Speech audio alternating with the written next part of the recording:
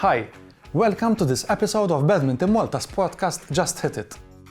Today we're going to meet Joanne Cassar. She's the General Secretary of Badminton Malta. And together we're going to explore this project, together with other projects that Badminton Malta is currently working on.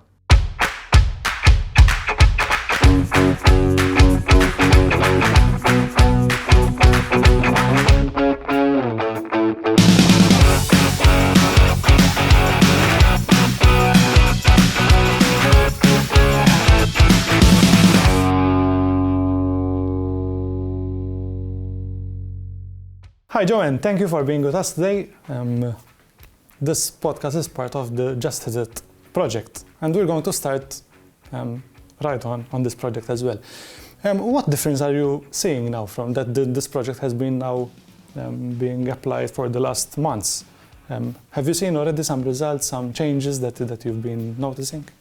Yes, for sure. There was a massive impact in schools when it comes to badminton. There are many more children who are now aware of the sport, because primarily that was the aim of making children aware. However, it's not only about that. It's always as well about practicing the sport. The biggest success I think we had is that we managed to bring some of those children already in the National Academy.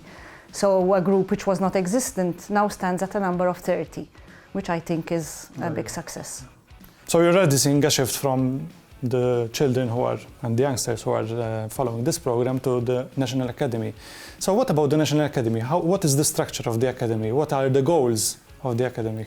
Yes, the structure as it is now is split into 3 levels, which is foundations, where we're bringing the school children, not only which are involved in this project, but even school children from other schools. There's a cadets squad, which is the intermediate level. We see kids who are promising, who want to make it, who are ambitious. And then we have the elite squad, where most of them are still youngsters, but obviously the level is much higher. Well, the main aims, are always ambitious ones. We have the elite squads, which are aiming at, some of them have high goals, like Olympics, European Games, Commonwealth Games, which we participated in a few months ago. Other younger children might have lower goals, but I think they are reachable for them as well. I think it's a journey as well. No? So, for example, someone who just started, probably they're not already seeing the Olympics. Or Exactly. However, for the foundations group, for example, we're already aiming at giving them some international experience, obviously at their level, at beginner's level, but at least they have a goal. They have to work towards something. Yes, and we've discussed this with Owen as well. Today, the opportunities are much more than what we had back in the days. No, Definitely. I mean, through internet, everybody knows what's going on around the world. Everybody's reachable. Traveling is made easy nowadays. So I think it's up to the individual to miss out on those opportunities. Yeah, and Badminton Malta also works a lot with other organizations like the National Olympic Committee and Sport Malta.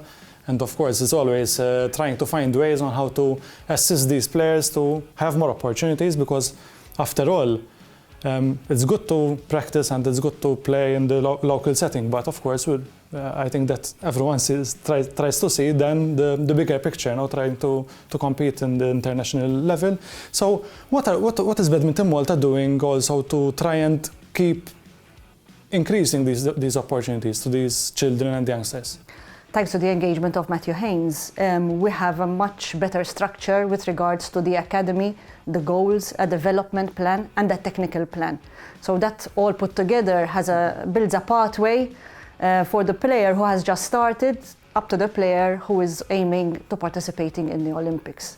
Obviously, the Olympic Committee and Sport Malta assist where possible. We have been, I think, providing good results. We show we are growing. So we are hoping that also the assistance they provide us will grow as well. And you mentioned also the engagement of the head coach. Of course, Badminton Malta is always trying also to find opportunities also for coaches and technical officials, and basically having in parallel many things going on. So you have the local competitions, you have the international competitions, you have the education. How do you manage to fulfill all of this? So you have the administration side. I know that there are volunteers, but of course the volunteers are limited as well. So Yes, I think it's all about planning in reality. You can't do everything in the same year. That's impossible for an association being run on a voluntary basis. But I think when one plans, also with the help of the governing bodies such as Badminton Europe and the World Federation, I think you can plan to focus on things in different years. For example, last year we focused on coaching education and technical officials education. We have now 9 local coaches who have the first level of the World Federation coaching education. We had about 10 umpires who also got their local qualification. So I think we have to find a balance. It's impossible to do everything together. This year we focused more on the academy and on the development of it and the structure of it and the schools project. I think it was a success. So yes, I think, juggling in everybody's free time, I think that way it seems to be working. We had also a discussion with someone from Badminton Europe as well, Justine, who I know that you know quite well. And she commented about the positive relationship that Badminton Malta has with Badminton Europe. What are the plans also to keep this relationship growing and of course producing more and more results and positive effects, no? I think the fact that we held the European Congress in Malta last April was a big upgrade in the relationship we have with Badminton Europe.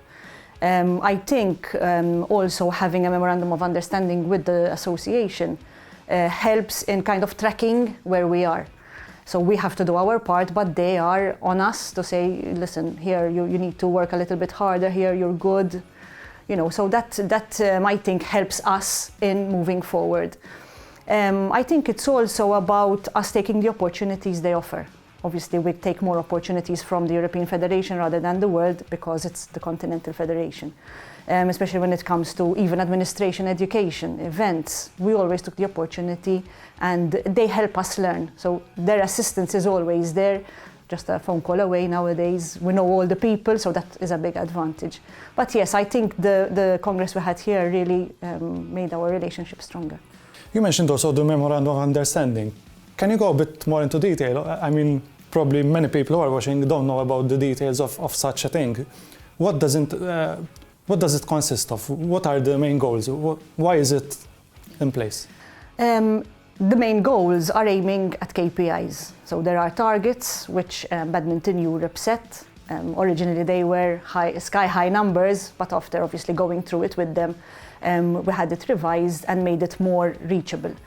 I think it was a good soul-searching exercise because Badminton Europe kind of have a list for everybody and we had to go through each item and it gets you thinking where you need to work, where you're fine, where you have things and other countries don't have, or where other countries have them and you don't. But I think it's something which is set on paper and it helps us grow, and especially it helps us develop. In media, for example, there are set targets which we have to work through. In education, administration, coaching, technical officials, whatever it is, that we have to participate in certain events. So even if, for example, today we do not participate in team events and European championships, that item is there on the list. We need to aim for it one day. If it will happen next year or in 10 years' time, it's there. But at least it's a goal which we have to work to. So it's a mix. It's a mix of things. It's something I like. I like it being there because it keeps So basically, just to clarify a bit as well, it's something that Badminton Malta together with Badminton Europe, yes, you agreed on, yes, like a set of targets, of goals, exactly, that Badminton Malta together with Badminton Europe as well is trying to achieve, yes, in a particular Obviously, there's no repercussion if any target isn't met. Yeah. It's just that Badminton Europe wanted to make us aware of what there is out there, yeah, and what you can reach, what you can't reach, what they can help us with. So that's the nice thing about it. It's a live thing. Very good. So now regarding the back to the schools project, just hit it. What are the plans now? So the project keeps going on for now, then there are other projects in sight? Yes, at the moment the project will go until February. We had a little bit of a break in summer because obviously schools stop in summer. So it will go until February. We're doing very well. In the first part of the project we hit around 500 students between March and May, which is really good. This term till December we will have the same numbers. The following term, the aim is to hit another 500 different students in the same schools or different years of classes. Yes, the aim is to make the project sustainable.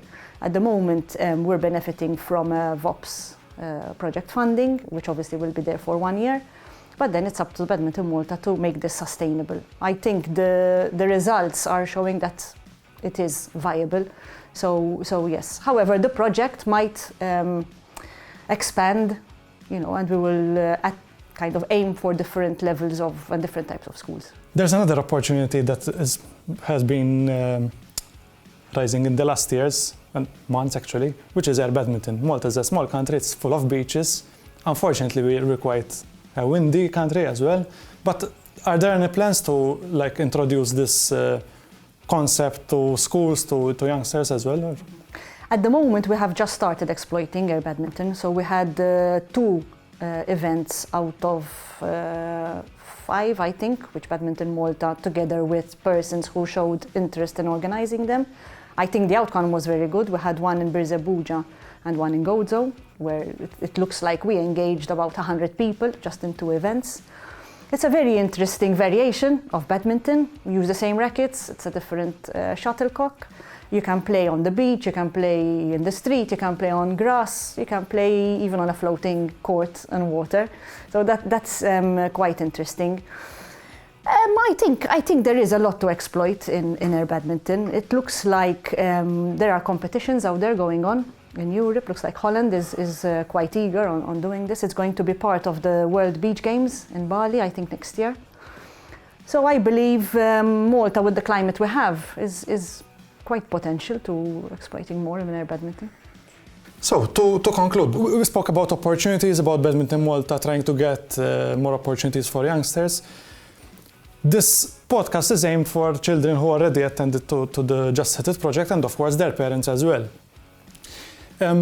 As General Secretary of Badminton Malta, what is your message to these parents and to children? First of all, about badminton, of course, also about practicing sport while doing, of course, having formal education, having homework. What message would you like to pass to?